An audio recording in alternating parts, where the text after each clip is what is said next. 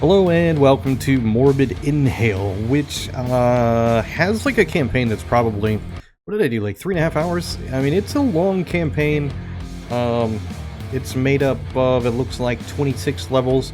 You have a bunch of secondary objectives which can unlock some of the survival mode stuff. I'm not really going to go into any of the main levels because they're very similar to survival mode. It's just, it'll unlock some of the story bits that you wouldn't see otherwise, and you need that to kind of unlock this final area, which I haven't unlocked. I don't think it will. Like, I'm not super thrilled about the way survival works. I mean, that's the mode that I'm going to show off because that makes sense. But let's see, I haven't done Sawmill, so let's do the Sawmill. You have a couple of options, which I think is pretty cool. The anomalous zone shifting, I don't really care for that. It's kind of cool, but I'm just going to do classic because it works. And I'm only going to probably do one place, which is like the Sawmill that I'm going to do. I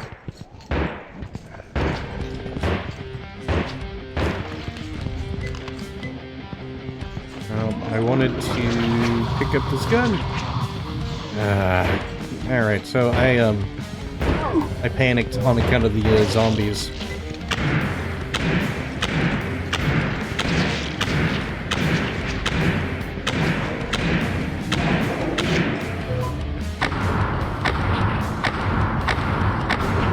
So this is, you might, if you see the trailer for it, you might think, well, this is probably just another Vampire Survivors like.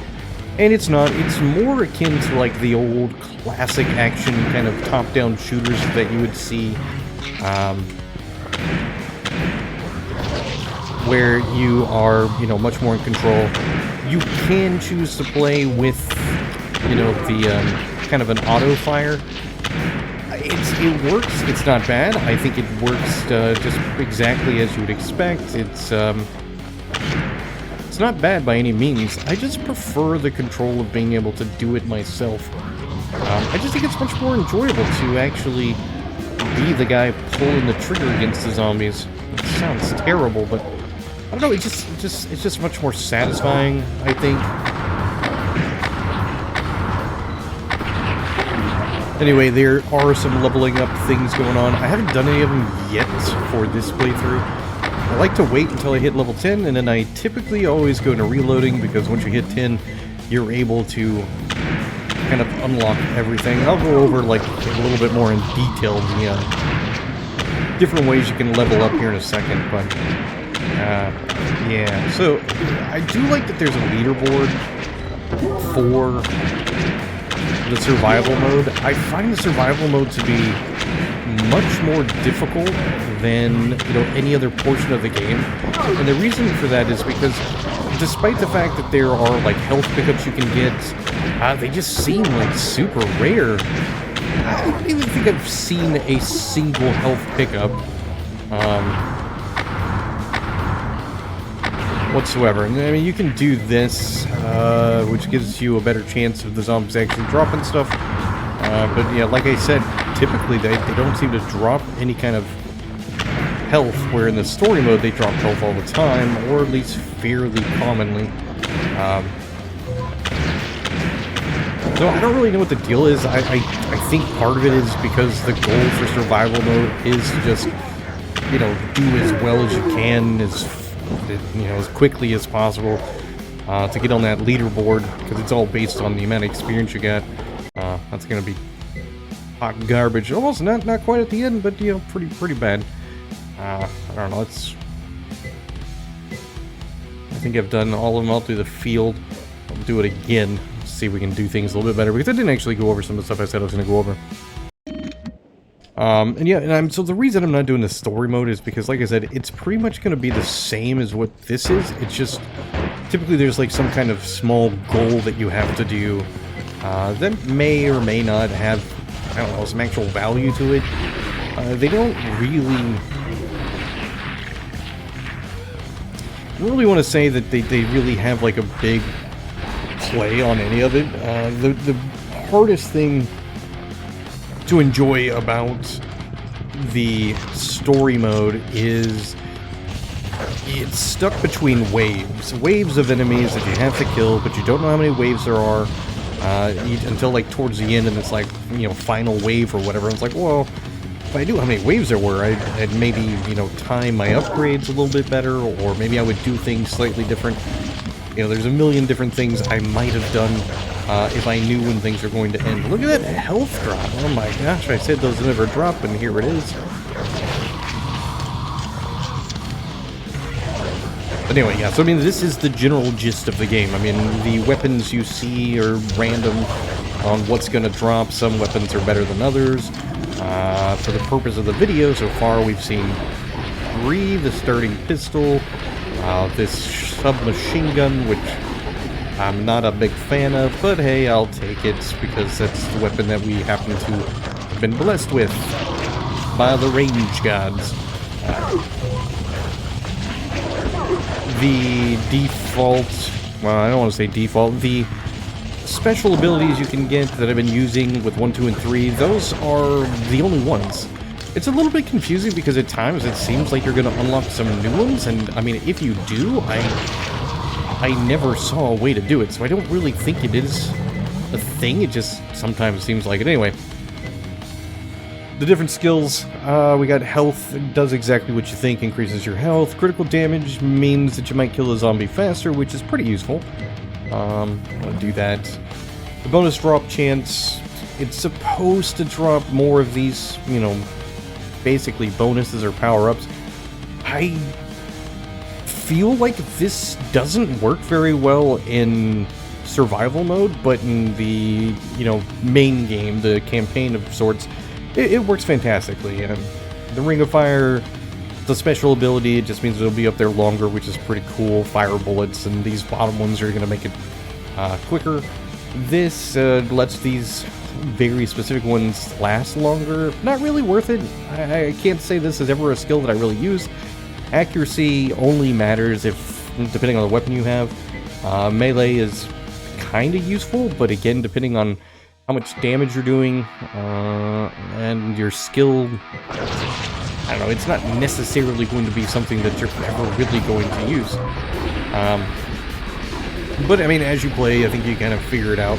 I think for the most part, the upgrades that are there work really well. I do kind of wish there was a little bit more, just because I feel like there could be some kind of additional stuff that would make things just feel a little bit different. But, you know, it's not like a big deal. I'm overall pretty satisfied with what we get. And see, like I said, I feel as though it is a complete waste of time to put anything into what I just did, because it doesn't do anything. It doesn't give me anything of real value.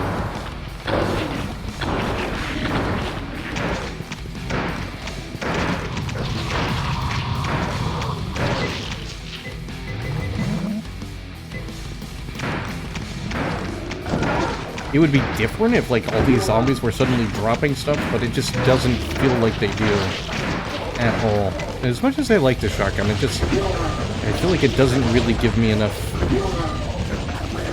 room to be okay. And this is where you start to kind of see, like, the stuff that you kind of wish was here. Like, there's nothing that really gives you a speed increase to make you faster, which would help you evade the zombies, which I feel is really, really necessary in this particular you know, in survival mode, because in survival mode, I mean, again, if I want to survive really, you know, for a long period of time, I need the ability to, you know, move away from the zombies or do something that's going to make it harder for them to get close enough to hit me, and there's not really anything that does that.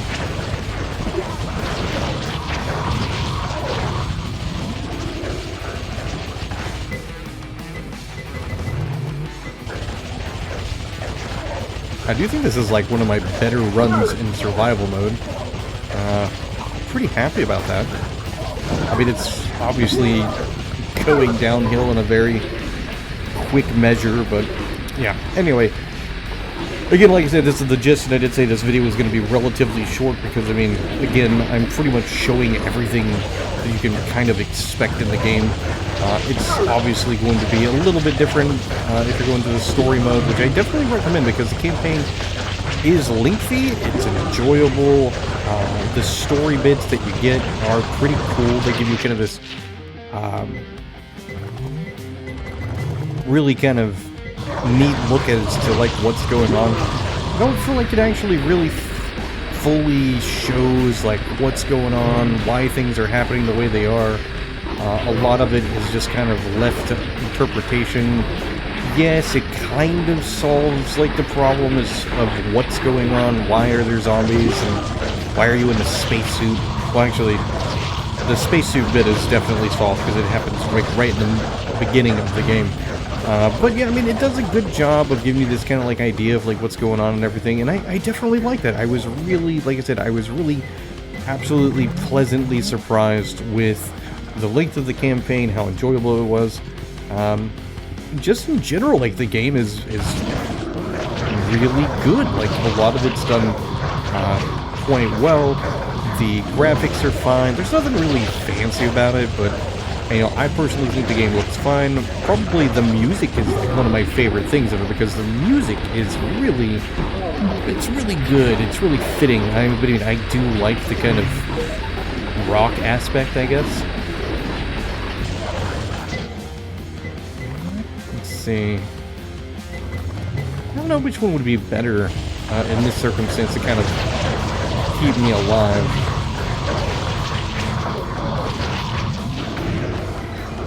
I know these moments of like becoming suddenly invisible are really useful for like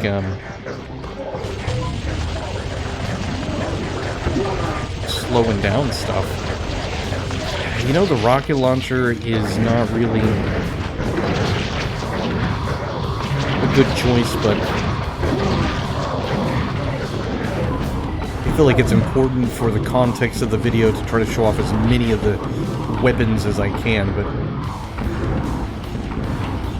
it's not one that I am a fan of.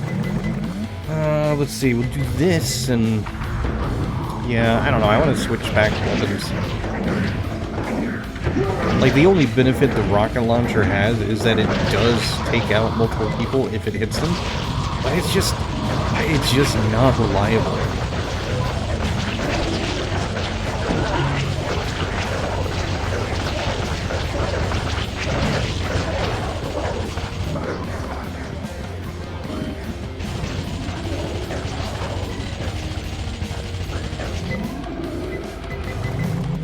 That should probably put in the damage. That would make sense.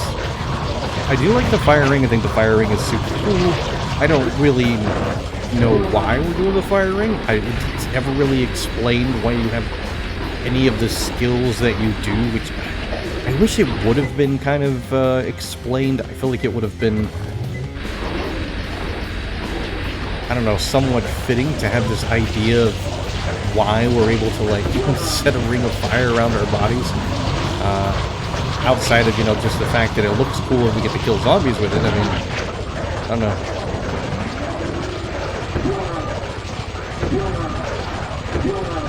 Oh, is this the shotgun? It is. I like the shotgun. It's a pretty good one.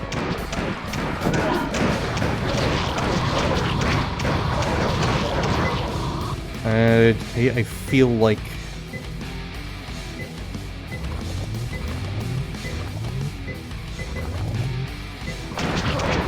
I don't think I'm gonna make it much further. I could though. I mean, like, things are surprisingly not terrible. I do find that it's really just a matter of like managing your power-ups or your special abilities in the right amount of time. And considering I now have like a little bit of extra time with that, you know, I can hopefully do it in a way that, you know, I don't know, you know, hopefully you can get your timing down just right between the amount of time that it takes for things to actually spawn, or not respawn, but become available again.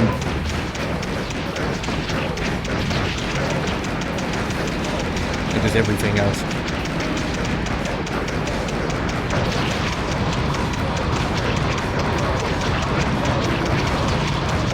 I may have got the cycle just right. I also like the blood effect on the ground. You know, like, everything's just, like, really nuts. I mean, we know that there's a lot going on. And everything.